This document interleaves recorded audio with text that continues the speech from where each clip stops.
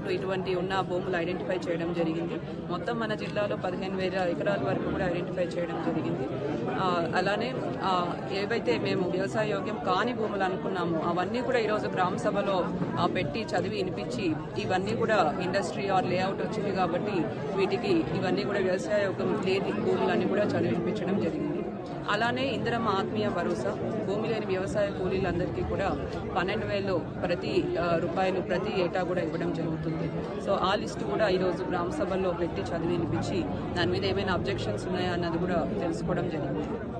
మూడోది కొత్త ration cards ఏవైతే మనకు మెంబర్ ఎడిషన్స్ పెండింగ్ ఉన్నాయో అలానే కొత్త రేషన్ కార్డ్స్ ఎవరైతే దరఖాస్తు చేసుకున్నారో అవన్నీ కూడా వెరిఫై చేసి గ్రామ సభలో వీళ్ళంతా ఎలిజిబుల్ లిస్ట్ ఉన్నారు, మరి దీని మీద ఏమైనా అబ్జెక్షన్స్ ఉన్నాయా, కొత్త రేషన్ కార్డ్స్ దీంట్లో పేరు లేని వారు ఎవరైనా ఉంటే వారికి మళ్ళీ దరఖాస్తు చేసుకోవడానికి కూడా గ్రామ సభల్లో కౌంటర్స్ ఏర్పాటు చేసి కొత్త రేషన్ కార్డు దరఖాస్తులు కూడా తీసుకునే విధంగా కూడా ఏర్పాటు చేయడం జరిగింది. అలానే నాలుగో ముఖ్యమైన పథకం వచ్చేసి ఇందిరమ్మ ఇండ్లకు సంబంధించి కూడా దరఖాస్తు పెట్టుకున్న ప్రతి ఒక్కరికి కూడా సర్వే డిసెంబర్ నెలపాటున కూడా చేయడం జరిగింది. వారి యొక్క ప్రస్తుతం ఉన్న ఇంటి కండిషన్, ఫైనాన్షియల్ కండిషన్ అన్ని కూడా సర్వే చేయడం జరిగింది. దాంట్లో ఎలిజిబుల్ లిస్ట్ ఏదైతే ఉందో అది కూడా గ్రామ సభలో